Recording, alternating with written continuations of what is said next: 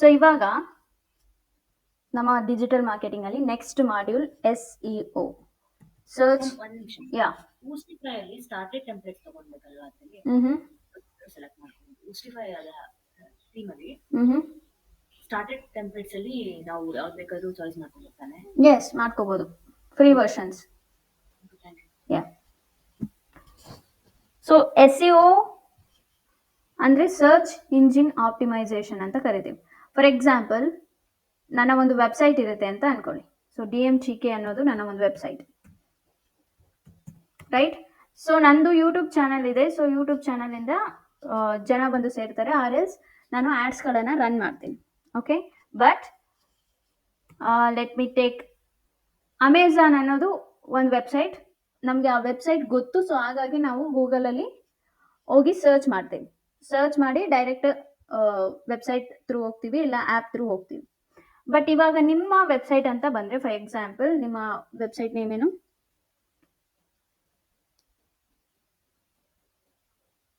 So let me take blog. ನಿಮ್ದೊಂದು blog website ಇದೆ ಅಂತ ಅನ್ಕೊಳ್ಳಿ. So blog.in. ನೀವು ಬ್ಲಾಗ್ಸ್ಗಳನ್ನ ಬರೀತಿರ್ತೀರ.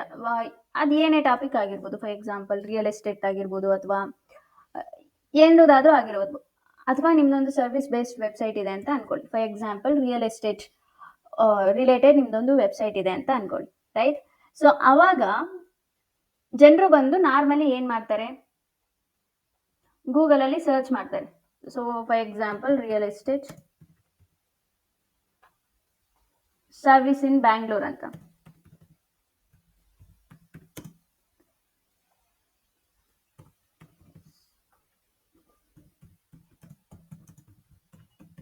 ರೈಟ್?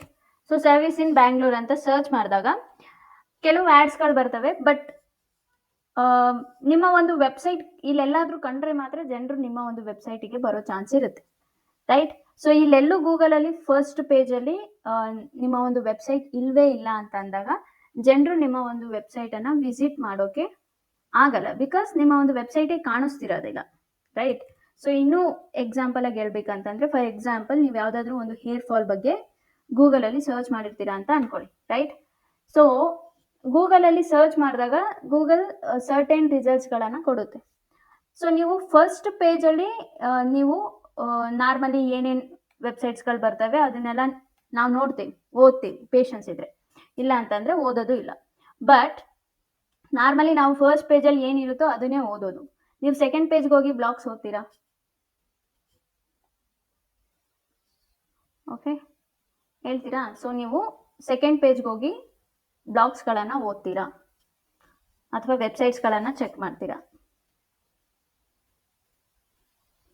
ಸೊ ನೀವು ಅನ್ಮ್ಯೂಟ್ ಮಾಡಿ ಹೇಳ್ಬೋದು. ಯಾ, ಇನ್ನೊಂದ್ಸತಿ ಹೇಳಿ ಮ್ಯಾಮ್.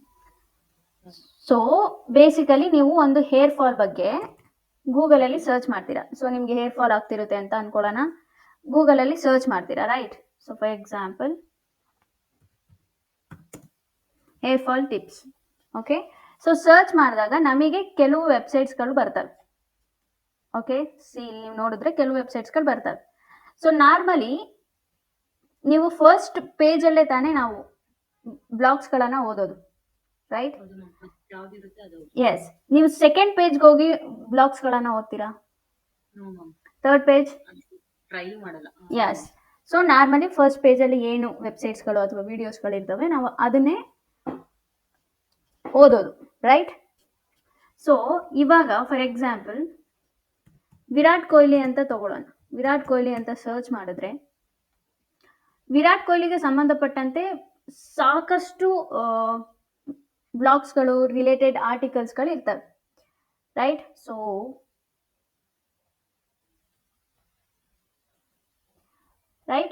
ಸೊ ವಿರಾಟ್ ಕೊಹ್ಲಿಗೆ ಸಂಬಂಧಪಟ್ಟಂತ ಸಾಕಷ್ಟು ಆರ್ಟಿಕಲ್ಸ್ಗಳಿರ್ತವೆ, ಬ್ಲಾಗ್ಸ್ಗಳಿರ್ತವೆ, ವಿಡಿಯೋಸ್ಗಳಿರ್ತವೆ, ಎಲ್ಲವೂ ಇರ್ತವೆ.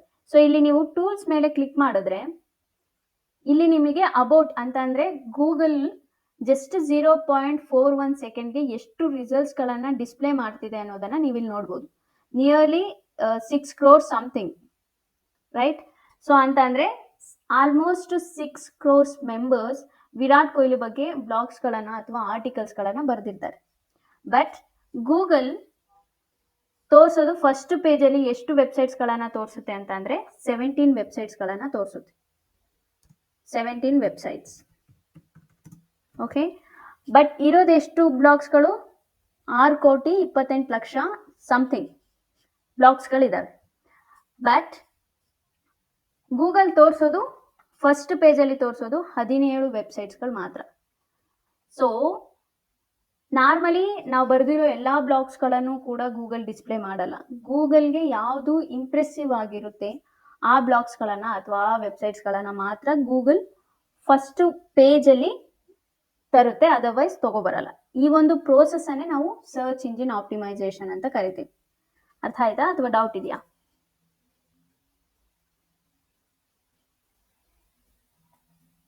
Do you have any doubts, Sandhya? Doubt ಏನಿಲ್ಲ. Yeah. ನಾ ಮಾಡ್ತೀನಿ. Yes. So search engine optimisation nothing but ನಾವು ಬರೆದಿರೋ ಬ್ಲಾಗ್ ಆಗಿರ್ಬೋದು ಅಥವಾ ನಾವು ಕ್ರಿಯೇಟ್ ಮಾಡಿರೋ ವೆಬ್ಸೈಟ್ನ ಆಗಿರ್ಬೋದು, ಗೂಗಲ್ನ ಫಸ್ಟ್ ಪೇಜಲ್ಲಿ ತಂದು ನಿಲ್ಲಿಸ್ತೀವಿ. ರೈಟ್, ಈ ಫಸ್ಟ್ ಪೇಜಲ್ಲಿ ಡಿಸ್ಪ್ಲೇ ಆಗಬೇಕು. ಬಟ್ ಫ್ರೀ ಆಫ್ ಕಾಸ್ಟಲ್ಲಿ, ಯಾವುದೇ ರೀತಿಯಾದಂಥ ಅಮೌಂಟ್ ಕೊಡದಿಲ್ದಂಗೆ ಫ್ರೀ ಆಫ್ ಕಾಸ್ಟಲ್ಲಿ ನಮ್ಮ ಒಂದು ವೆಬ್ಸೈಟ್ ಗೂಗಲಿನ ಫಸ್ಟ್ ಪೇಜಲ್ಲಿ ಬರಬೇಕು, ಡಿಸ್ಪ್ಲೇ ಆಗಬೇಕು. ಇದನ್ನೇ ನಾವು ಸರ್ಚ್ ಇಂಜಿನ್ ಆಪ್ಟಿಮೈಸೇಷನ್ ಅಂತ ಕರಿತೀವಿ. ಓಕೆ, ನಾವು ಫಸ್ಟ್ ಹೇಳಿದ್ರಲ್ವಾ, Yeah. ಅಮೌಂಟ್ ಅಂತ ಎಷ್ಟು ಪೇ ಮಾಡಿ? ನೋ ಎಸ್, ಅದು ಗೂಗಲ್ ಆಡ್ಸ್ ಅಂತ ಕರಿತೀವಿ ನಾವು. ಓಕೆ ಓಕೆ ಓಕೆ, ಅದು ನೆಕ್ಸ್ಟ್ ಮಾಡ್ಯೂಲ್ ಬರುತ್ತೆ. Search engine optimisation is completely free of ಕಾಸ್ಟಲ್ಲಿ ಒಂದು ವೆಬ್ಸೈಟನ್ನು ಗೂಗಲ್ ಫಸ್ಟ್ ಪೇಜಲ್ಲಿ ಯಾವ ರೀತಿ ತಂದು ನಿಲ್ಲಿಸೋದು ಅನ್ನೋ ಪ್ರೋಸೆಸ್ಸನ್ನು SEO ಅಂತ ಕರಿತೀವಿ. ಓಕೆ, ಸೊ ನಾವು ಇವಾಗ ಗೂಗಲ್ ನಮ್ಗೇನಾದರೂ ಇನ್ಫಾರ್ಮೇಷನನ್ನು ಕೊಡಬೇಕು ಅಂತಂದರೆ ಡೆಫಿನೆಟ್ಲಿ ನಾವು ಏನಾದರೂ ಸರ್ಚ್ ಮಾಡಬೇಕು. ರೈಟ್, ಸೊ ನಾವು ಏನು ಸರ್ಚ್ ಮಾಡಲಿಲ್ಲ ಅಂತಂದರೆ ಗೂಗಲ್ ನಮ್ಗೆ ಯಾವುದೇ ಇನ್ಫಾರ್ಮೇಷನ್ ಕೊಡೋದಿಲ್ಲ. ರೈಟ್, ಫಾರ್ ಎಕ್ಸಾಂಪಲ್ ಇವಾಗ ಏರ್ ಫಾಲ್ ಅಂತ ಅಂದಾಗ ನಾನು ಸರ್ಚ್ ಮಾಡಬೇಕು ಏರ್ ಫಾಲ್ ರೆಮಿಡೀಸ್ ಅಂತ, ಅಥವಾ ಏರ್ ಫಾಲ್ ಕಂಟ್ರೋಲ್ ಶಾಂಪೂ, ಈ ರೀತಿ ಸರ್ಚ್ ಮಾಡಿದ್ರೆ ಅದಕ್ಕೆ ಸಂಬಂಧಪಟ್ಟಂಥ ವೆಬ್ಸೈಟ್ಸ್ಗಳು ಅಥವಾ ವಿಡಿಯೋಸ್ಗಳಿದ್ರೆ ವಿಡಿಯೋಸ್ಗಳು ಬರ್ತವೆ. Or else let me take hair fall tips. So ಇಲ್ಲಿ ನೀವು ನೋಡಿದ್ರೆ ಕೆಲವು ವಿಡಿಯೋಸ್ಗಳು ಬರ್ತವೆ, ಬಟ್ ಕೆಲವು ವೆಬ್ಸೈಟ್ಸ್ಗಳು ಕೂಡ ಬರ್ತವೆ. ಸಿ, ಇವೆಲ್ಲವೂ ಕೂಡ SEO ರಿಸಲ್ಟ್ಸ್ ಅಂತಂದರೆ ಫ್ರೀ ಆಫ್ ಕಾಸ್ಟಲ್ಲಿ SEO ಮೂಲಕ ಅವರು ಅವರ ವೆಬ್ಸೈಟನ್ನು ಫಸ್ಟ್ ಪೇಜಲ್ಲಿ ಡಿಸ್ಪ್ಲೇ ಮಾಡೋ ಹಾಗೆ ಮಾಡಿರ್ತಾರೆ. ರೈಟ್, ಸೊ ನಾವು ಏನು ಗೂಗಲಲ್ಲಿ ಸರ್ಚ್ ಮಾಡ್ತೀವಿ ಅಲ್ವಾ, ಅದನ್ನು ನಾವು ಕೀವರ್ಡ್ಸ್ ಅಂತ ಕರಿತೀವಿ. ಸೊ ನೆನ್ಪಿಟ್ಕೊಳ್ಳಿ, ಕೀವರ್ಡ್ಸ್ ಅನ್ನೋದು ತುಂಬ ಇಂಪಾರ್ಟೆಂಟ್ ಆಗುತ್ತೆ SEOನ ಮಾಡಬೇಕಾದ್ರೆ. ರೈಟ್, ಸೊ ನಾವು ಗೂಗಲಲ್ಲಿ ಏನು ಸರ್ಚ್ ಮಾಡ್ತೀವಿ ಅಲ್ವಾ, ಅದನ್ನು ನಾವು ಕೀವರ್ಡ್ಸ್ ಅಂತ ಕರಿತೀವಿ. ಆ್ಯಂಡ್ ಅಗೇನ್ ಈ ಕೀವರ್ಡ್ಸಲ್ಲಿ ಕೂಡ 2 ಟೈಪ್ಸ್ ಆಫ್ ಕೀವರ್ಡ್ಸ್ ಬರ್ತವೆ. ಒಂದು long tail keyword,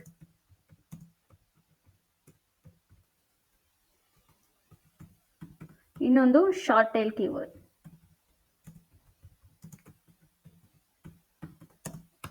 okay, long tail keyword in the sense 3 ಪದ ಅಥವಾ 2 ಪದ ಅಥವಾ 2 ಪದಕ್ಕಿಂತ ಜಾಸ್ತಿ ಇದ್ರೆ ಅವನ್ನ ನಾವು ಲಾಂಗ್ ಟೈಲ್ ಕೀವರ್ಡ್ ಅಂತ ಕರಿತೀವಿ. ಸೊ ಫಾರ್ ಎಕ್ಸಾಂಪಲ್ ನಾನಿಲ್ಲಿ ಸರ್ಚ್ ಮಾಡಿದ್ದೀನಿ ಹೇರ್ ಫಾಲ್ ಕಂಟ್ರೋಲ್ ಟಿಪ್ಸ್, ಇದು long tail keyword. Right, but just ನಾನು ಹೇರ್ ಫಾಲ್ ಅಂತ ಮಾತ್ರ ಸರ್ಚ್ ಮಾಡಿದ್ರೆ ಇದು short tail keyword. Right, so long tail keyword in the sense ನಾವು ಎಂಟರ್ ಮಾಡೋ ವರ್ಡ್ ಏನಿರುತ್ತೆ ಅದು 2 ಪದಗಳಿಗಿಂತ ಜಾಸ್ತಿ ಇದ್ರೆ ಅದನ್ನು ನಾವು ಲಾಂಗ್ ಟೈಲ್ ಕೀವರ್ಡ್ ಅಂತ ಕರಿತೀವಿ. ಶಾರ್ಟ್ ಟೈಲ್ ಕೀವರ್ಡ್ ಅಂತಂದ್ರೆ 1 ಪದ ಅಥವಾ 2 ಪದ ಇರುತ್ತೆ ಅಲ್ವಾ, ಅದನ್ನ ನಾವು ಶಾರ್ಟ್ ಟೈಲ್ ಕೀವರ್ಡ್ ಅಂತ ಕರಿತೀವಿ. ರೈಟ್, ಸೊ ನಾವು ಗೂಗಲಲ್ಲಿ ಏನೇ ಸರ್ಚ್ ಮಾಡ್ತೀವಿ ಅಲ್ವಾ, ಅದನ್ನ ನಾವು ಕೀವರ್ಡ್ಸ್ ಅಂತ ಕರಿತೀವಿ. ನಾವು ಕೀವರ್ಡ್ಸ್ ಅನ್ನ ಸರ್ಚ್ ಮಾಡಿದಾಗ, for example hair control tips ಅಂತ ಸರ್ಚ್ ಮಾಡಿದಾಗ ವೆಬ್ಸೈಟ್ಸ್ಗಳು ಬರ್ತವೆ. ರೈಟ್, ಸೊ ಗೂಗಲ್ ಅದಕ್ಕೆ ರಿಲೇಟೆಡ್ ಆದಂಥ ಕೆಲವು ಇನ್ಫಾರ್ಮೇಷನನ್ನು ಅಥವಾ ಕೆಲವು ವೆಬ್ಸೈಟ್ಸ್ಗಳನ್ನು ನಮಗೆ ಡಿಸ್ಪ್ಲೇ ಮಾಡುತ್ತೆ. ಸೊ ಈ ಡಿಸ್ಪ್ಲೇ ಮಾಡೋ ಒಂದು ಪ್ಲೇಸ್ ಏನಿದೆ ಅಲ್ವಾ, ಸೊ ಈ ಫಸ್ಟ್ ಪೇಜ್ ಪ್ಲೇಸ್ ಏನಿದೆ ಅಲ್ವಾ, ಇದನ್ನು ನಾವು SERP ಅಂತ ಕರಿತೀವಿ. SERP in the sense search engine results page. Search engine results page ಅಂತ ಕರಿತೀವಿ, ಅಥವಾ ಶಾರ್ಟ್ ಫಾರ್ಮ್ ಅಲ್ಲಿ SERP ಅಂತ ಕೂಡ ಕರಿತೀವಿ. ಈ SCRPಗೆ ಒಂದು ಲೇಔಟ್ ಇದೆ. ಸೊ ಇದು ತಿಳ್ಕೊಳೋದು ತುಂಬ ಇಂಪಾರ್ಟೆಂಟ್. ಸೊ ಈ SCRP ಲೇಔಟ್ ಏನಪ್ಪ ಅಂತಂದರೆ top 4 ads, bottom 3 ads,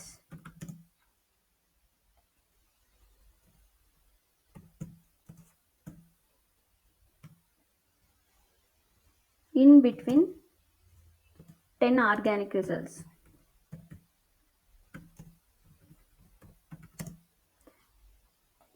Right?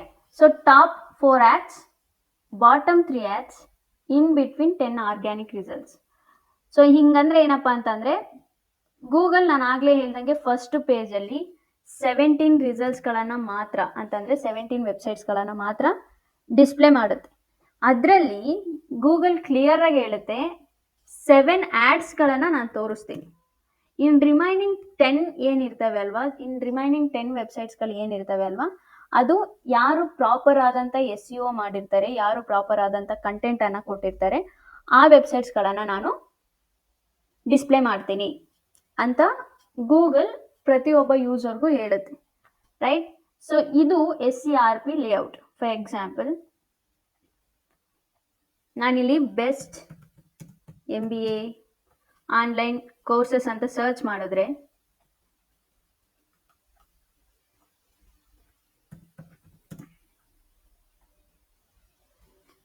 Best MBA online courses ಅಂತ ಸರ್ಚ್ ಮಾಡಿದ್ರೆ ನೀವು ಇಲ್ಲಿ ನೋಡ್ಬೋದು ಸ್ಪಾನ್ಸರ್ಡ್ ಆ್ಯಂಡ್ ಸ್ಪಾನ್ಸರ್ಡ್ ಅಂತ ಇದೆ. ಸೊ ಅಗೇನ್ ನಾನು ಸ್ಕ್ರೋಲ್ ಡೌನ್ ಮಾಡಿದ್ರೆ ಕೆಳಗೆ ಕೂಡ ಇಲ್ಲಿ sponsored and sponsored. But again ನಾನು ಸ್ಕ್ರೋಲ್ ಮಾಡಿದ್ರೆ ಇಲ್ಲಿ ಯಾವುದೇ ರೀತಿಯಾದಂಥ ಸ್ಪಾನ್ಸರ್ಡ್ ಅನ್ನೋದು ಕಾಣಲ್ಲ. So for example financial times ಆಗಿರ್ಬೋದು, PWO ಲೈವ್ ಆಗಿರ್ಬೋದು, ಅಮ್ಯುನಿಟಿ ಆನ್ಲೈನ್ ಆಗಿರ್ಬೋದು, ಕಾಲೇಜ್ ವಿದ್ಯೆ ಆಗಿರ್ಬೋದು, ಇಲ್ಲೆಲ್ಲೂ ಕೂಡ ನಮಗೆ ಸ್ಪಾನ್ಸರ್ಡ್ ಅಂತ ತೋರಿಸಲ್ಲ.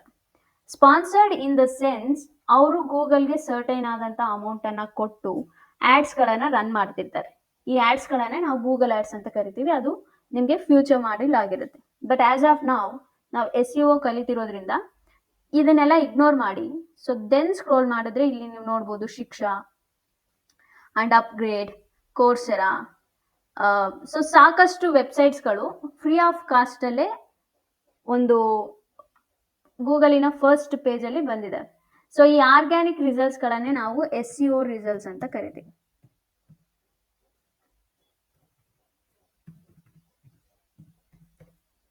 ಸೊ ಬೇಸಿಕಲಿ ಏನು ಹೇಳುತ್ತೆ ಅಂತ ಅಂದರೆ ನಾನು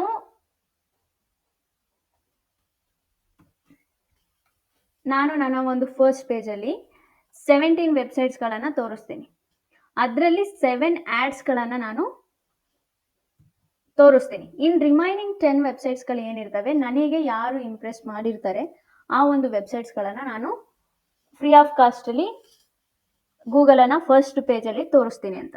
ಸೊ ಬೇಸಿಕಲಿ ಏನಪ್ಪ ಅಂತಂದರೆ ಫಾರ್ ಎಕ್ಸಾಂಪಲ್ ಯಾವುದಾದ್ರೂ ಒಂದು ಗೌರ್ಮೆಂಟ್ ಆಫೀಸ್ಗೆ ಹೋದರೆ ನಾವು ಅಲ್ಲಿ ಇಷ್ಟು ಅಂತ ಅಮೌಂಟನ್ನು ಕೊಡ್ತೀವಿ. ರೈಟ್? ನಮ್ದೇನಾದರೂ ತುಂಬ ಬೇಗ ಕೆಲಸ ಆಗಬೇಕು ಅಂತಂದರೆ ಡೆಫಿನೆಟ್ಲಿ ಆಫೀಸರ್ಸ್ಗೆ ಇಷ್ಟು ಲಂಚ ಅಂತ ಕೊಡ್ತೀವಿ ನಾವು.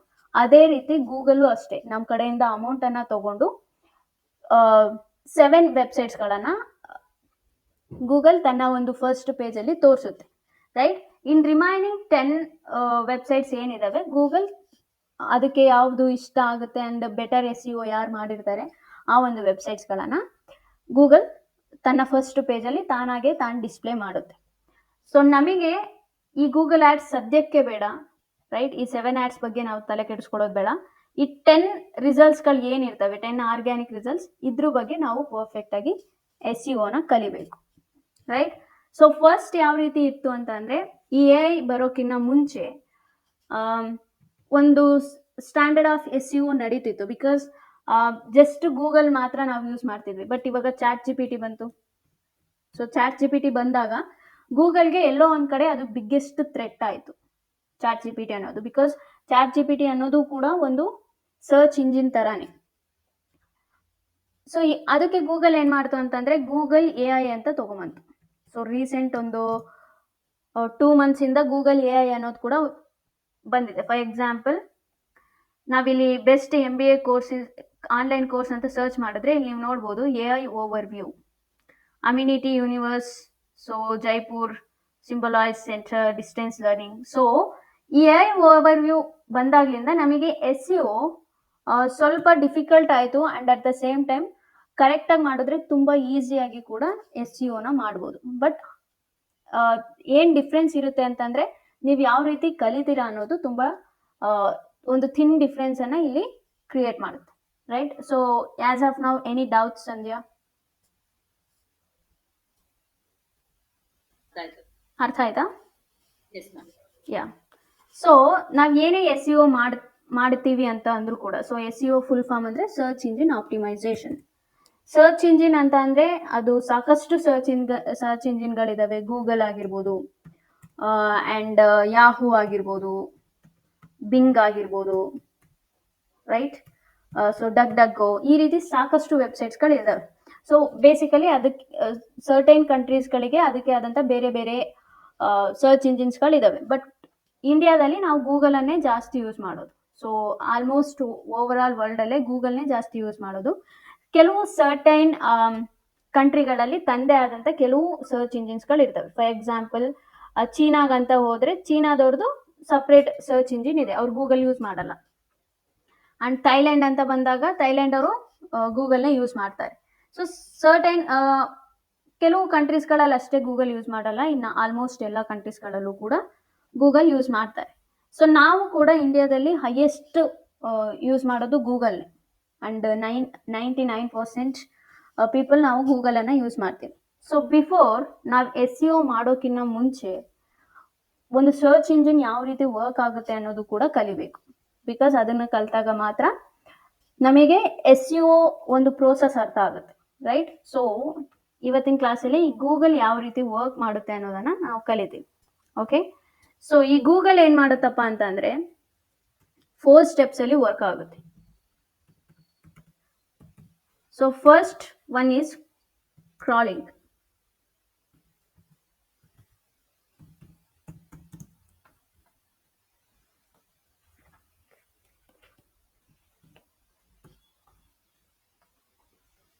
ಸೊ ಫಸ್ಟ್ ಸ್ಟೆಪ್ಸ್ ಬಂದು ಕ್ರಾಲಿಂಗ್ ಇನ್ ದ ಸೆನ್ಸ್, ನಾನು ಆಗಲೇ ಸರ್ಚ್ ಮಾಡಿದೆ, ರೈಟ್, ವಿರಾಟ್ ಕೊಹ್ಲಿ ಅಂತ.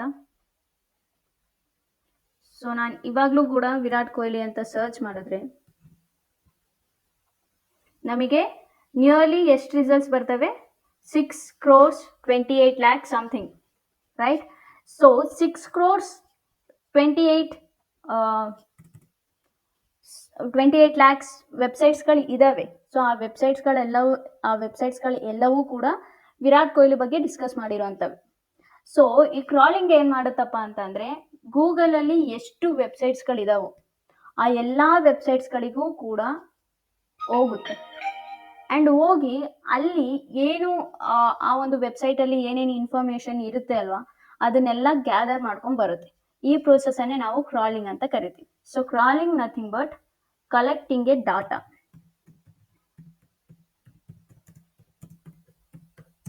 ಓಕೆ, ಸೊ ಈ ಒಂದು ಪ್ರೋಸೆಸ್ಸನ್ನು ಕ್ರಾಲಿಂಗ್ ಅಂತ ಕರಿತೀವಿ. ಸೊ ಬೇಸಿಕಲಿ ಕ್ರಾಲರ್ ಅನ್ನೋದು ಒಂದು ಸಾಫ್ಟ್ವೇರ್. ಸೊ ಆ ಸಾಫ್ಟ್ವೇರ್ ಏನು ಮಾಡುತ್ತೆ, ಗೂಗಲಲ್ಲಿ ಎಷ್ಟು ವೆಬ್ಸೈಟ್ಸ್ಗಳಿರ್ತಾವೋ ಆ ಎಲ್ಲ ವೆಬ್ಸೈಟ್ಸ್ಗಳಿಗೂ ಹೋಗುತ್ತೆ.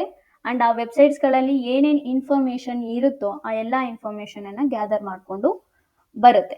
ಸೊ ಈ ಒಂದು ಪ್ರೋಸೆಸ್ಸನ್ನು ಕ್ರಾಲಿಂಗ್ ಅಂತ ಕರಿತೀವಿ, ರೈಟ್? ಸೊ ಹಾಗಿದ್ರೆ ಗೂಗಲ್ 100% ಅಕ್ಯುರೇಟ್ ಆಗಿರುತ್ತಾ ಅಂತಂದರೆ ನೋ, ಡೆಫಿನೆಟ್ಲಿ 100% ಅಕ್ಯುರೇಟ್ ಆಗಿರೋದಿಲ್ಲ. ಕೆಲವು ಇನ್ಫಾರ್ಮೇಷನ್ ಒರಿಜಿನಲ್ ಆಗಿರ್ತವೆ, ಸತ್ಯವಾಗಿರ್ತವೆ. ಕೆಲವರು ಅವ್ರಿಗೆ ತೋಚಿದ್ದನ್ನು ಅವ್ರು ಬರೆದಿರ್ತಾರೆ, ಬಟ್ ಅದೆಲ್ಲವೂ ಅಕ್ಯುರೇಟ್ ಆಗಿರುತ್ತೆ ಅಂತ ನಮಗೆ ಗೊತ್ತಿರಲ್ಲ ಆ್ಯಂಡ್ ಅಕ್ಯುರೇಟ್ ಆಗಿರಲ್ಲ.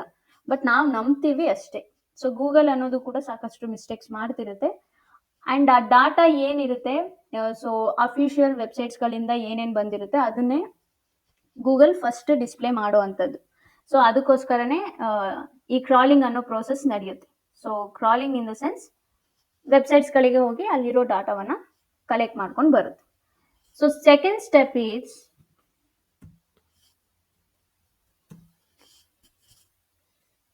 indexing, right?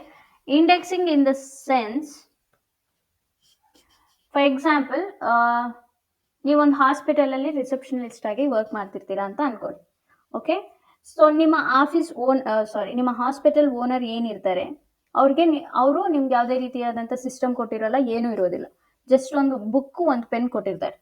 ಸೊ ನೀವು ಆ ಬುಕ್ ಪೆನ್ನಲ್ಲೇ ಎಷ್ಟು ಜನ ಪೇಷಂಟ್ಸ್ಗಳು ಬರ್ತಾರೆ, ಎಷ್ಟು ಜನ ಟ್ರೀಟ್ಮೆಂಟ್ ತೊಗೊತಿದ್ದಾರೆ, ಆ್ಯಂಡ್ ಎಷ್ಟು ಜನ ಡಿಸ್ಚಾರ್ಜ್ ಆಗಿ ಹೋಗಿದ್ದಾರೆ, ಇದೆಲ್ಲವೂ ಕೂಡ ಆ ಬುಕ್ಕಲ್ಲೇ ನೀವು ಬರ್ಕೊಂಡಿರ್ಬೇಕು. ಆಲ್ ಆಫ್ ಸಡನ್ ಡಾಕ್ಟರ್ ಬಂದ್ಬಿಟ್ಟು ನಿಮ್ಮ ಹತ್ರ ಈ ರಮೇಶ್ ಅನ್ನೋ ಪೇಷಂಟ್ ಇನ್ಫಾರ್ಮೇಶನ್ ಕೊಡಿ ಅಂತ ಅಂದ್ರೆ ನಿಮ್ಗೆ ಎಷ್ಟು ಟೈಮ್ ಬೇಕಾಗುತ್ತೆ ಆ ರಮೇಶ್ ಅನ್ನೋ ಪೇಷಂಟ್ ಬಗ್ಗೆ ನೀವು ಡಾಕ್ಟರ್ಗೆ ಇನ್ಫಾರ್ಮ್ ಮಾಡೋ ಅಷ್ಟೊತ್ತಿಗೆ? ಹೇಳ್ತೀರಾ?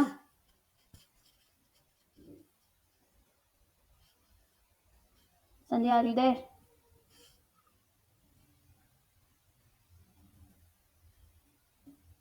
ಸೊ ಅಗೈನ್ ನಾನು ಕ್ವಶನ್ ಕೇಳ್ತೀನಿ.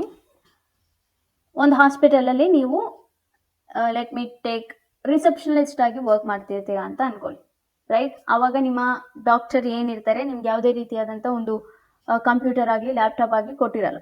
ಜಸ್ಟ್ ಒಂದು ಬುಕ್ಕು, ಒಂದು ಪೆನ್ನನ್ನು ಕೊಟ್ಟಿರ್ತಾರೆ, ರೈಟ್? ಸೊ ಆ ಬುಕ್ಕು ಪೆನ್ನನ್ನು ಯೂಸ್ ಮಾಡಿಕೊಂಡೆ ನೀವು ಎಷ್ಟು ಜನ ಪೇಷಂಟ್ಸ್ಗಳು ಬರ್ತಾರೆ, ಎಷ್ಟು ಜನ ಪೇಷಂಟ್ಸ್ಗಳು ಡಿಸ್ಚಾರ್ಜ್ ಆಗಿ ಹೋಗ್ತಾರೆ, ಇದೆಲ್ಲದನ್ನು ಕೂಡ ನೀವು ಬರೆದಿಟ್ಕೊಬೇಕು.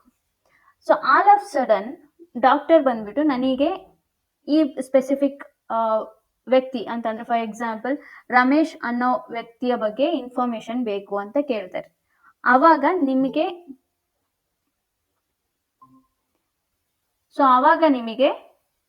ಎಷ್ಟೊತ್ತು ಬೇಕಾಗುತ್ತೆ ಆ ಪರ್ಸನ್ ಇನ್ಫಾರ್ಮೇಶನ್ ಅನ್ನ ಕೊಡೋಕೆ?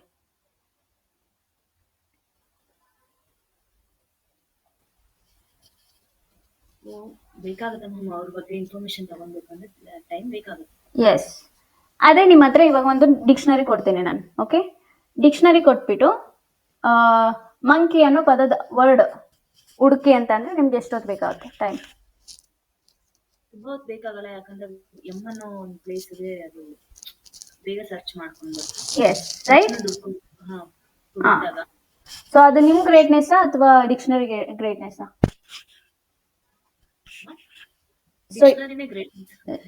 ಸೊ ಡಿಕ್ಷನರಿ, ಬಿಕಾಸ್ ಡಿಕ್ಷನರಿ ಆ ರೀತಿ ಡಿಸೈನ್ ಆಗಿರುತ್ತೆ, ರೈಟ್? ಸೊ ಅದೇ ನೀವು ರಿಸೆಪ್ಷನಿಸ್ಟ್ ಆಗಿ ವರ್ಕ್ ಮಾಡ್ತಿದ್ದಾಗ ನಿಮ್ಗೆ ಅಲ್ಲಿ ಮೇಂಟೈನ್ ಮಾಡೋಕೆ ಅಥವಾ ಆ ಡಾಟಾನ ಮೇಂಟೈನ್ ಮಾಡೋಕೆ ಯಾವುದೇ ರೀತಿಯಾದಂಥ ಟೆಕ್ನಾಲಜಿಯನ್ನ ನಿಮ್ಮ ಹಾಸ್ಪಿಟಲ್ ಅವರು ಕೊಟ್ಟಿರಲ್ಲ. ಜಸ್ಟ್ ಒಂದು ಬುಕ್, ಒಂದು ಪೆನ್ ಕೊಟ್ಟಿರ್ತಾರೆ. ಅಲ್ಲಿ ಯಾವುದೇ ರೀತಿ ನೀವು ಕ್ಯಾಟಗರಿ ವೈಸ್ ಆಗಿರಲಿ ಅಥವಾ ಇನಿಷಿಯಲ್ ವೈಸ್ ಆಗಿರಲಿ, ನೇಮ್ ವೈಸ್ ಆಗಿರಲಿ, ನೀವು ಡಾಟಾನ ಸ್ಟೋರ್ ಮಾಡಿರೋದಿಲ್ಲ. ಸೊ ಅದಕ್ಕೋಸ್ಕರ ನಿಮಗೆ ಅಲ್ಲಿ ಡಿಫಿಕಲ್ಟ್ ಆಗುತ್ತೆ ಒಂದು ಪರ್ಟಿಕ್ಯುಲರ್ ವ್ಯಕ್ತಿಯ ಇನ್ಫಾರ್ಮೇಶನ್ ಅನ್ನ ಕೊಡೋಕ್ಕೆ. But when it comes to dictionary, ಪಟ್ಟನಾಗ ನೀವು ಹೇಳ್ತೀರಾ, ಬಿಕಾಸ್ ಡಿಕ್ಷನರಿ ಆ ರೀತಿ ಡಿಸೈನ್ ಆಗಿರುತ್ತೆ, ಆಲ್ಫಾಬೆಟಿಕ್ ವೇ ಅಲ್ಲಿ ಈ ರೀತಿ ಡಿಸೈನ್ ಆಗಿರುತ್ತೆ, ರೈಟ್? ಸೊ ಇಂಡೆಕ್ಸಿಂಗ್ ಅಂದ್ರೂ ಅಷ್ಟೇ, ಗೂಗಲ್ ಏನು ಕ್ರಾಲ್ ಮಾಡಿರುತ್ತೆ ಅಂತಂದ್ರೆ ಏನೇನು ಇನ್ಫಾರ್ಮೇಶನ್ ಅನ್ನ ಕಲೆಕ್ಟ್ ಮಾಡಿರುತ್ತೆ ಅದೆಲ್ಲವುದನ್ನು ಕೂಡ ಕ್ಯಾಟಗರಿ ವೈಸ್ ಸ್ಟೋರ್ ಮಾಡ್ತಾ ಹೋಗುತ್ತೆ. ಈ ಒಂದು ಪ್ರೋಸೆಸ್ ಅನ್ನ ನಾವು ಇಂಡೆಕ್ಸಿಂಗ್ ಅಂತ ಕರಿತೀವಿ. ಫಾರ್ ಎಕ್ಸಾಂಪಲ್, ವಿರಾಟ್ ಕೊಹ್ಲಿ ಅಂತ ಸರ್ಚ್ ಮಾಡಿದ್ವಿ, ರೈಟ್? ಸೊ ವಿರಾಟ್ ಕೊಹ್ಲಿ ಅಂತ ಸರ್ಚ್ ಮಾಡಿದಾಗ ವಿತಿನ್ ಫ್ರಾಕ್ಷನ್ ಆಫ್ ಸೆಕೆಂಡ್ಸ್ ಅಲ್ಲಿ ನಮಗೆ ವಿರಾಟ್ ಕೊಹ್ಲಿ ಬಗ್ಗೆ ಇನ್ಫಾರ್ಮೇಶನ್ ಬಂತು. ಸೊ ನಮಗೆ ಇದು ತುಂಬಾ ಸಿಂಪಲ್ ಅಂತ ಅನ್ಸುತ್ತೆ, ಸೊ ಡಾಟಾ ಇದೆ ತೋರಿಸುತ್ತೆ ಅಂತ. ಬಟ್ ಗೂಗಲ್ ಎಷ್ಟು ಕ್ಯಾಟಗರಿ ವೈಸ್ ಅಲ್ಲಿ ವಿರಾಟ್ ಕೊಹ್ಲಿ ಅನ್ನೋ ಇನ್ಫಾರ್ಮೇಶನ್ ಅನ್ನ ಸ್ಟೋರ್ ಮಾಡಿರುತ್ತೆ. For example, so Virat Kohli ಅಂತ ನಾವೇನಾದ್ರೂ ಸರ್ಚ್ ಮಾಡಿದಾಗ ಗೂಗಲ್ ಸಾಕಷ್ಟು ಕ್ಯಾಟಗರಿ ವೈಸ್ ಅಲ್ಲಿ ಸ್ಟೋರ್ ಮಾಡಿ ಇಟ್ಟಿರುತ್ತೆ. ಫಾರ್ ಎಕ್ಸಾಂಪಲ್, ಸ್ಪೋರ್ಟ್ಸ್ ಅನ್ನೋದು ಒಂದು main category, right? So sports ಅನ್ನೋದು ಅಗೇನ್ ಎಷ್ಟು ಕ್ಯಾಟಗರಿ, ಸ್ಪೋರ್ಟ್ಸ್ ಅನ್ನೋದು ಕ್ರಿಕೆಟ್ ಒಂದೇ ಇರೋದಿಲ್ಲ, ಅಲ್ಲಿ ಬ್ಯಾಸ್ಕೆಟ್ ಬಾಲ್ ಇರುತ್ತೆ, ವಾಲಿಬಾಲ್ ಇರುತ್ತೆ, ಅಂಡ್ ಕ್ರಿಕೆಟ್ ಇರುತ್ತೆ, ಟೆನ್ನಿಸ್ ಇರುತ್ತೆ, ರೈಟ್? ಸೊ ಅಗೇನ್ ಈ ಸ್ಪೋರ್ಟ್ಸ್ ಅಲ್ಲಿ 2 ಕ್ಯಾಟಗರಿಯಾಗಿ ಗೂಗಲ್ ಡಿಸೈನ್ ಮಾಡಿರುತ್ತೆ. ಒಂದು indoor sports, outdoor sports. Indoor sports ಅಲ್ಲಿ ಯಾವ್ಯಾವ ಬರ್ತವೆ ಅದನ್ನೊಂದು ಲಿಸ್ಟ್ ಮಾಡಿಟ್ಟಿರುತ್ತೆ. ಔಟ್ಡೋರ್ ಸ್ಪೋರ್ಟ್ಸ್ ಅಲ್ಲಿ ಯಾವ್ಯಾವ ಬರ್ತವೆ ಅದನ್ನೊಂದು ಲಿಸ್ಟ್ ಮಾಡಿಟ್ಟಿರುತ್ತೆ, ರೈಟ್? ಅದಾದ್ಮೇಲೆ again for example outdoor sports ಅಲ್ಲಿ ಕ್ರಿಕೆಟ್ ಅಂತ ಬರುತ್ತೆ ಅಂತ ಅಂದಾಗ ಕ್ರಿಕೆಟ್ ಅಲ್ಲಿ ಎಷ್ಟು ಜನ ಪ್ಲೇಯರ್ಸ್ ಇರ್ತಾರೋ ಅಷ್ಟು ಜನ ಪ್ಲೇಯರ್ಸ್ನ ಒಂದು ಕ್ಯಾಟಗರಿಯಾಗಿ ಮಾಡುತ್ತೆ. ಆಫ್ಟರ್ ದಟ್ ಆ ಎಲ್ಲ ಕ್ರಿಕೆಟರ್ಸು ಕೂಡ ಯಾವ್ಯಾವ ಕಂಟ್ರಿಗೆ ಸೇರಿದವರು ಅನ್ನೋದನ್ನ ಕ್ಯಾಟಗರಿ ಮಾಡಿರುತ್ತೆ. ಸೊ ಅದಾದ್ಮೇಲೆ ಯಾವ್ಯಾವ ಕಂಟ್ರಿಯಲ್ಲಿ ಅಗೇನ್ ಯಾವ್ಯಾವ ಪ್ಲೇಯರ್ಸ್ ಬರ್ತಾರೆ ಅನ್ನೋದು ಒಂದು ಕ್ಯಾಟಗರಿ ಮಾಡಿರುತ್ತೆ. ರೈಟ್. ಸೊ ಈ ರೀತಿ ಸಾಕಷ್ಟು ಲೇಯರ್ಸ್ ಅಲ್ಲಿ ಗೂಗಲ್ ಇಂಡೆಕ್ಸ್ ಅನ್ನ ಮಾಡ್ತಾ ಹೋಗುತ್ತೆ. ಸೊ ಜಸ್ಟ್ ಲೈಕ್ ಡಿಕ್ಷನರಿ ಯಾವ ರೀತಿ ಆಲ್ಫಾಬೆಟಿಕ್ ವೇ ಅಲ್ಲಿ ಒಂದು ಡಿಸಿಪ್ಲಿನ್ಡ್ ವೇ ಅಲ್ಲಿ ಡಿಕ್ಷನರಿ ಡಿಸೈನ್ ಆಗಿರುತ್ತೋ ಅದೇ ರೀತಿ ಗೂಗಲ್ಲು ಕೂಡ ಕ್ರಾಲ್ ಮಾಡಿರೋ ಒಂದು ಡಾಟಾವನ್ನ ಅಥವಾ ಒಂದು ಇನ್ಫಾರ್ಮೇಶನ್ ಅನ್ನ ಜಸ್ಟ್ ಲೈಕ್ ಡಿಕ್ಷನರಿ ತರ ಅದು ಕೂಡ ಡಿಸಿಪ್ಲಿನ್ಡ್ ವೇ ಅಲ್ಲಿ ಇಂಡೆಕ್ಸ್ ಮಾಡ್ತಾ ಬರುತ್ತೆ, ರೈಟ್. ಸೊ ಈ ಒಂದು ಪ್ರೋಸೆಸ್ ಅನ್ನ ನಾವು ಇಂಡೆಕ್ಸಿಂಗ್ ಅಂತ ಕರಿತೀವಿ. Indexing nothing but store data as per the category. So ಈ ಒಂದು ಪ್ರೋಸೆಸ್ ಅನ್ನ ನಾವು ಇಂಡೆಕ್ಸಿಂಗ್ ಅಂತ ಕರಿತೀವಿ. ಸೊ ಥರ್ಡ್ ಆಪ್ಷನ್ ಬಂದು ಕ್ಯಾಲ್ಕುಲೇಟಿಂಗ್ ರಿಲೆವೆನ್ಸಿ.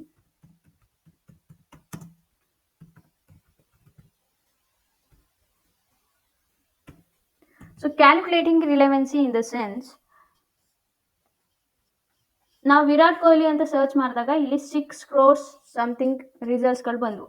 ಆ 6 crores ವೆಬ್ಸೈಟ್ಸ್ಗಳನ್ನು ಗೂಗಲ್ ಒಂದೇ ಪೇಜಲ್ಲಿ ಡಿಸ್ಪ್ಲೇ ಮಾಡ್ಬೋದಲ್ವಾ, ಬಟ್ ಡಿಸ್ಪ್ಲೇ ಮಾಡಲ್ಲ. ವೈ? ಏನಕ್ಕಿರ್ಬೋದು?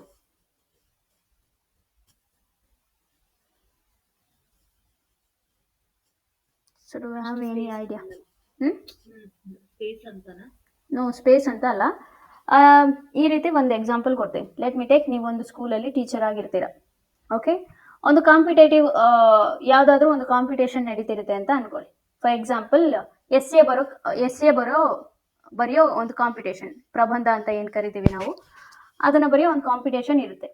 ಅವಾಗ ನಿಮ್ಮ ಸ್ಕೂಲಲ್ಲಿ let me take 70 members students ಇದ್ದಾರೆ ಅಂತ ಅನ್ಕೊಳ್ಳಿ. ಆ 70 ಮೆಂಬರ್ಸ್ ಸ್ಟೂಡೆಂಟ್ಸ್ ಹತ್ರನೂ ನೀವು ಎಸ್ ಎ ಬರೆಸ್ತೀರಾ? ಯಾರ ಹತ್ರ ಬರೆಸ್ತೀರಾ ಮತ್ತೆ ಎಸ್ ಎ? ಯಾರು ಅದಕ್ಕೆ ಕೇಪಬಲ್ ಇರ್ತಾರೋ ಅವ್ರನ್ನ, Yes. ಮತ್ತೆ ಯಾರು ಓಕೆ ಅಂತ ಹೇಳಿರ್ತಾರೋ ಸೊ ಬೇಸಿಕಲಿ ಯಾರಿಗೆ ಎಸ್ ಎ ಬರೆಯೋ ಎಬಿಲಿಟಿ ಇರುತ್ತೆ ಅಂಡ್ ಎಸ್ ಎ ಯಾರು ಚೆನ್ನಾಗಿ ಬರೀತಾರೆ ಅಂಡ್ ಅವ್ರನ್ನ ನೀವು ಎಸ್ ಎ ಬರೆಸ್ತೀರಾ, right. Because as a teacher ಆಗಿ ನಿಮಗೆ ಗೊತ್ತಿರುತ್ತೆ ಈ ಸ್ಟೂಡೆಂಟ್ ಇದಕ್ಕೆ ಕೇಪಬಲ್ ಆಗಿದ್ದಾರೆ, ರೈಟ್. ಸೊ ಅಂಥವ್ರ ಹತ್ರನೇ ನಾವು ಎಸ್ ಎ ಬರೆಸ್ತೀವಿ. ಅದೇ ರೀತಿ ಇಲ್ಲೂ ಕೂಡ ಗೂಗಲ್ 6 crores ಮೆಂಬರ್ಸ್ ಒಂದು ಬ್ಲಾಗ್ ಬರೆದಿದ್ದಾರೆ ಅಂದ ಮಾತ್ರಕ್ಕೆ ಆ 6 crores ಮೆಂಬರ್ಸ್ ಅನ್ನು ಗೂಗಲ್ ವೆಬ್ಸೈಟ್ಸ್ಗಳನ್ನ ಡಿಸ್ಪ್ಲೇ ಮಾಡಲ್ಲ. ಸೊ ಗೂಗಲ್ಗೆ ಯಾರು ಇಂಪ್ರೆಸ್ ಮಾಡಿರ್ತಾರೆ, ಗೂಗಲ್ ಯಾವ ಒಂದು ವೆಬ್ಸೈಟ್ ಅನ್ನ ನೋಡಿ ಇಂಪ್ರೆಸ್ ಆಗಿರುತ್ತೆ, ಆ ಒಂದು ವೆಬ್ಸೈಟ್ ಅನ್ನೇ ಗೂಗಲ್ ತನ್ನ 10 ಆರ್ಗ್ಯಾನಿಕ್ ಸ್ಪೇಸ್ ಏನಿರುತ್ತೆ ಅಲ್ಲಿ ಡಿಸ್ಪ್ಲೇ ಮಾಡುತ್ತೆ. ಸೊ ಅಗೇನ್ ಡಿಸ್ಪ್ಲೇ ಮಾಡಬೇಕು ಅಂತ ಅಂದರೆ ಇಟ್ಸ್ ನಾಟ್ ಲೈಕ್ ನೀನೇನೋ ಬರ್ದಿದ್ಯಾ ನಾನು ಡಿಸ್ಪ್ಲೇ ಮಾಡಿಬಿಡ್ತೀನಿ ಅನ್ನೋ ಥರ ಏನಿರೋದಿಲ್ಲ. ಸೊ ಆಲ್ಮೋಸ್ಟ್ ಒಂದು 400 ಫ್ಯಾಕ್ಟರ್ಸ್ಗಳನ್ನು ಚೆಕ್ ಮಾಡಿ ಕ್ಯಾಲ್ಕುಲೇಟ್ ಮಾಡಿ, ಸೊ ಈ ಒಂದು ಪರ್ಸನ್ ಎಲಿಜಿಬಲ್ಲಾ ನನ್ನ ಒಂದು ಗೂಗಲ್ ಫಸ್ಟ್ ಪೇಜಲ್ಲಿ ಇರೋಕೆ ಅಂತ ಗೂಗಲ್ ಡಿಸೈಡ್ ಮಾಡಿ ಆ ಒಂದು ಬ್ಲಾಗನ್ನು ಡಿಸ್ಪ್ಲೇ ಮಾಡುತ್ತೆ. ಸೊ ಈ ಒಂದು ಪ್ರೋಸೆಸ್ಸನ್ನು ನಾವು ಕ್ಯಾಲ್ಕುಲೇಟಿಂಗ್ ರಿಲೆವೆನ್ಸಿ ಅಂತ ಕರಿತೀವಿ. ಸೊ ಫೋರ್ತ್ ಸ್ಟೆಪ್ ಬಂದು retrieving results.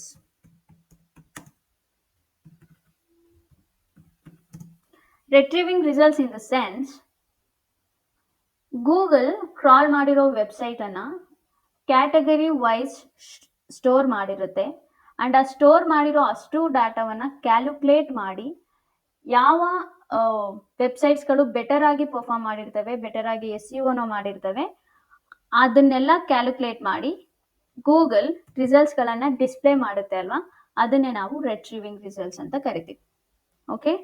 ಸೊ ಈ 4 ಸ್ಟೆಪ್ಸಲ್ಲಿ ಗೂಗಲ್ ವರ್ಕ್ ಮಾಡುತ್ತೆ. ಬಿಕಾಸ್ ಈ 4 ಸ್ಟೆಪ್ಸ್ ವರ್ಕ್ ಮಾಡೋದನ್ನು ಕಲ್ತ್ರೆ ಮಾತ್ರ ನಾವು ಬೆಟರ್ SEO ಮಾಡೋಕ್ಕಾಗೋದು.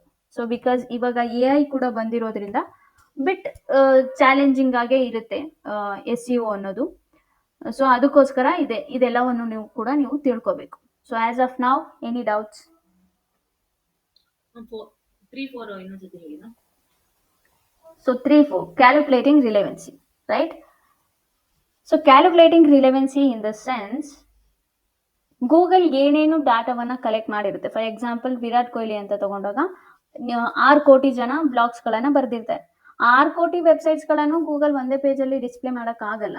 ಬಿಕಾಸ್ ಗೂಗಲ್ಲು ಕೂಡ ಕೆಲವು ಕ್ಯಾಲ್ಕುಲೇಷನ್ಸನ್ನು ಕ್ಯಾಲ್ಕುಲೇಟ್ ಮಾಡುತ್ತೆ. ಅಂತಂದರೆ ಈ ವೆಬ್ಸೈಟ್ ಯಾವುದೇ ರೀತಿ ಸ್ಪ್ಯಾಮ್ ಅಡಿಯಲ್ಲಿ ಬರಲ್ವಾ ಅಥವಾ ಯಾವುದೇ ರೀತಿ ಸ್ಕ್ಯಾಮ್ಸ್ ಮಾಡ್ತಿಲ್ವಾ, ಕೀವರ್ಡ್ಸ್ಗಳನ್ನು ಚೆನ್ನಾಗಿ ಯೂಸ್ ಮಾಡಿದಾರಾ, ಒರಿಜಿನಲ್ ಕಂಟೆಂಟ್ ಯೂಸ್ ಮಾಡಿದಾರಾ, ಇದೆಲ್ಲದನ್ನು ಕ್ಯಾಲ್ಕುಲೇಟ್ ಮಾಡುತ್ತೆ ಅಲ್ವಾ. ಆ ಒಂದು ಪ್ರೋಸೆಸ್ ಅನ್ನ ನಾವು ಕ್ಯಾಲ್ಕುಲೇಟಿಂಗ್ ರಿಲೆವೆನ್ಸಿ ಅಂತ ಕರಿತೀವಿ. ಸೊ ಜಸ್ಟ್ ಲೈಕ್ ಈ ಒಂದು ವ್ಯಕ್ತಿ ಅಥವಾ ಈ ಒಂದು ಬ್ಲಾಗ್, ಈ ಒಂದು ವೆಬ್ಸೈಟ್ ನನ್ನ ಗೂಗಲಲ್ಲಿ ಫಸ್ಟ್ ಪೇಜಲ್ಲಿ ಬರೋಕ್ಕೆ ಅರ್ಹನಾ ಅಥವಾ ಅನರ್ಹನಾ ಅಂತ ಹೇಳಿ ಚೆಕ್ ಮಾಡುತ್ತೆ ಅಲ್ವಾ. ಆ ಪ್ರೋಸೆಸ್ಸನ್ನೇ ನಾವು ಕ್ಯಾಲ್ಕುಲೇಟಿಂಗ್ ರಿಲೆವೆನ್ಸಿ ಅಂತ ಕರಿತೀವಿ. ಸೊ ಫೋರ್ತ್ ಬಂದು retrieving results in the sense Google ಏನೇನು ಕಲೆಕ್ಟ್ ಮಾಡಿರುತ್ತೆ ಅಲ್ವಾ ಡಾಟಾನ, ಆ ಡಾಟಾನ Google as per the category store ಮಾಡಿರುತ್ತೆ. ಆಫ್ಟರ್ ದಟ್ ಆ ಸ್ಟೋರ್ ಮಾಡಿರೋ ಡಾಟಾನೆಲ್ಲ ಕ್ಯಾಲ್ಕುಲೇಟ್ ಮಾಡಿ ಗೂಗಲಿನ ಫಸ್ಟ್ ಪೇಜಲ್ಲಿ ರಿಸಲ್ಟನ್ನು ಶೋ ಮಾಡುತ್ತೆ ಅಲ್ವಾ, ಅದನ್ನೇ ನಾವು ರೆಟ್ರೀವಿಂಗ್ ರಿಸಲ್ಟ್ಸ್ ಅಂತ ಕರಿತೀವಿ. ಅರ್ಥ ಆಯ್ತಾ? Any doubts? ಎಸ್. ಸೊ ನಾವು ನೀವು ನ್ಯೂಸ್ ಪೇಪರ್ ಓದ್ತೀರಾ? ಓಕೆ. ಸೊ ಜಸ್ಟ್ ಇಮ್ಯಾಜಿನ್, ಮುಂಚೆ ಓದ್ತಿದ್ರಿ ಬಟ್ ನೀವು ಓದಿದ್ದೀರಾ ನ್ಯೂಸ್ ಪೇಪರ್, ರೈಟ್? ಸೊ ಇವಾಗ ನೀವು ನ್ಯೂಸ್ ಪೇಪರ್ ಓದ್ತೀರಾ ಅಂತಂದ್ರೆ ಕಂಪ್ಲೀಟ್ ನ್ಯೂಸ್ ಪೇಪರ್ ಅನ್ನ ಓದ್ತೀರಾ ನೀವು? ಅಂತಂದ್ರೆ ಕಂಪ್ಲೀಟ್ ವರ್ಡ್ ಬೈ ವರ್ಡ್ ಓದ್ತೀರಾ? ಅದು ಏನೇ ಹೆಡ್ಲೈನ್ಸ್ ಇದೆ ಜಸ್ಟ್ ಅದನ್ನ ಮಾತ್ರ ಓದ್ತಿದ್ದೆ. ಇನ್ಫಾರ್ಮೇಶನ್ ಕೂಡ ಸಿಕ್ಕಿದೆ ಅಂದ್ರೆ ಸೊ ಬೇಸಿಕಲಿ ಎಲ್ಲದನ್ನು ನಾವು ಓದಲ್ಲ. ಹೆಡ್ಲೈನ್ಸ್ ಓದ್ತೀವಿ, ಸಬ್ ಹೆಡಿಂಗ್ಸ್ ಓದ್ತೀವಿ, ಅಂಡ್ ನಮಗೇನಾದ್ರೂ ಇಂಟ್ರೆಸ್ಟಿಂಗ್ ಟಾಪಿಕ್ ಇದ್ರೆ ಆ ಒಂದು ಟಾಪಿಕ್ ಬಗ್ಗೆ ಓದ್ತೀವಿ, ರೈಟ್? ಇವಾಗ 4 ಪೇಜ್ ನ್ಯೂಸ್ ಪೇಪರ್ ಇದ್ರೆ ನಾವು 4 ಪೇಜ್ ಅನ್ನು ಓದಿರಲ್ಲ. ಹೆಡ್ಲೈನ್ಸ್ಗಳನ್ನ ಓದಿರ್ತೀವಿ, ಸಬ್ ಹೆಡ್ಲೈನ್ಸ್ ಅನ್ನು ಓದಿರ್ತೀವಿ ಅಷ್ಟೇ. ಸೊ ಅದೇ ರೀತಿ ಗೂಗಲ್ಲು ಕೂಡ ಸೇಮ್ ಮಾಡುತ್ತೆ. ಸೊ ಗೂಗಲ್ ಕೂಡ ನೀವು ಫಾರ್ ಎಕ್ಸಾಂಪಲ್ ನೀವು 2 ಪೇಜ್ ಬ್ಲಾಗ್ಸ್ ಬರ್ದಿರ್ತೀರಾ ಅಂತ ಅನ್ಕೊಳ್ಳಿ, ಅಥವಾ 1000 ವರ್ಡ್ಸ್ ಬ್ಲಾಗ್ಸ್ಗಳನ್ನ ಬರ್ದಿರ್ತೀರಾ ಅಂತ ಅನ್ಕೊಳ್ಳಿ. ಆ 1000 ವರ್ಡ್ ಬ್ಲಾಗ್ಸ್ಗಳನ್ನು ಓದಲ್ಲ. ಗೂಗಲ್ಲು ಕೂಡ ಕೆಲವು ಇಂಪಾರ್ಟೆಂಟ್ ಪ್ಲೇಸ್ಗಳನ್ನ ಮಾತ್ರ ಓದುತ್ತೆ. ಸೊ ಅದು ಯಾವ್ಯಾವ ಇಂಪಾರ್ಟೆಂಟ್ ಪ್ಲೇಸ್ ಅಪ್ಪ ಅಂತಂದ್ರೆ, ಒಂದು headlines. So let me right. So title, description, H1, 2,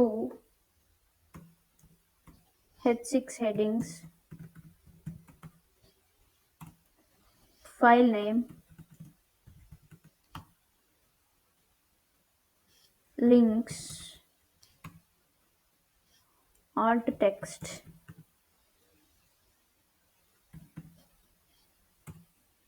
bold and italics. So Google ಕೂಡ ನಾವು ಯಾವ ರೀತಿ ನ್ಯೂಸ್ ಪೇಪರ್ ಓದಿರೆ ಎಲ್ಲ ಕಂಟೆಂಟನ್ನು ಓದಲ್ವೋ, ಅದೇ ರೀತಿ ಗೂಗಲ್ಲು ಕೂಡ ನಾವು ಬರೆದಿರೋ ಎಲ್ಲ ಕಂಟೆಂಟನ್ನು ಓದಲ್ಲ. ಇಷ್ಟು ಇಂಪಾರ್ಟೆಂಟ್ ಪ್ಲೇಸ್ಗಳನ್ನು ಮಾತ್ರನೇ ಗೂಗಲ್ ಓದೋದು. ಸೊ ಟೈಟಲ್ ಓದುತ್ತೆ, ಡಿಸ್ಕ್ರಿಪ್ಷನ್ ಓದುತ್ತೆ, H2, H6 ಹೆಡ್ಡಿಂಗ್ಸ್ಗಳನ್ನು ಓದುತ್ತೆ, ಫೈಲ್ ನೇಮ್ ಓದುತ್ತೆ, ಲಿಂಕ್ಸ್ಗಳನ್ನು ಓದುತ್ತೆ. ಆಫ್ಟರ್ ದಟ್ ಆಲ್ಟ್ ಟೆಕ್ಸ್ಟ್ ಓದುತ್ತೆ Google, and then bold and italics. So ಈ 7 ಪ್ಲೇಸಸ್ ಏನಿರ್ತವೆ ಅಲ್ವಾ, ಈ 7 ಪ್ಲೇಸಸ್ ಅಷ್ಟೇ ಗೂಗಲ್ ರೀಡ್ ಮಾಡೋದು. ಸೊ ಈ 7 ಪ್ಲೇಸಸ್ ಅನ್ನ ಪರ್ಫೆಕ್ಟ್ ಆಗಿ ಮಾಡಿದ್ರೆ ನಾವು SEO ನ ಪರ್ಫೆಕ್ಟ್ ಆಗಿ ಮಾಡಿದ್ದೀವಿ ಅಂತ ಅರ್ಥ. ಸೊ ಈ ಒಂದು ಕ್ಲಾಸಸ್ ಅನ್ನ ನಾನು ನಾಳೆ ನಿಮಗೆ ಹೇಳ್ಕೊಡ್ತೀನಿ. ಸೊ ಈ ಟೈಟಲ್ ಅನ್ನ ಯಾವ ರೀತಿ ಬರೀಬೇಕು, ಡಿಸ್ಕ್ರಿಪ್ಷನ್ ಅನ್ನ ಯಾವ ರೀತಿ ಬರೀಬೇಕು, and H1 to H6 headings ಅನ್ನ ಯಾವ ರೀತಿ ಬರೀಬೇಕು, ಫೈಲ್ ನೇಮ್ ಯಾವ ರೀತಿ ಬರೀಬೇಕು, ಇದೆಲ್ಲ ಕೂಡ ನಾನು ನಾಳೆ ಕ್ಲಾಸಲ್ಲಿ ನಿಮ್ಗೆ ಹೇಳ್ತೀನಿ, ರೈಟ್? ಸೊ ಜಸ್ಟ್ ಇಷ್ಟನ್ನ ನೀವು ತಲೆಯಲ್ಲಿ ಇಟ್ಕೊಂಡಿರ್ಬೇಕು. Title, description, file name, links, alt text, bold and italics, and H1 to H6 headings. So ಇಷ್ಟು ಪ್ಲೇಸನ್ನು ಮಾತ್ರನೇ ಗೂಗಲ್ ಓದೋದು.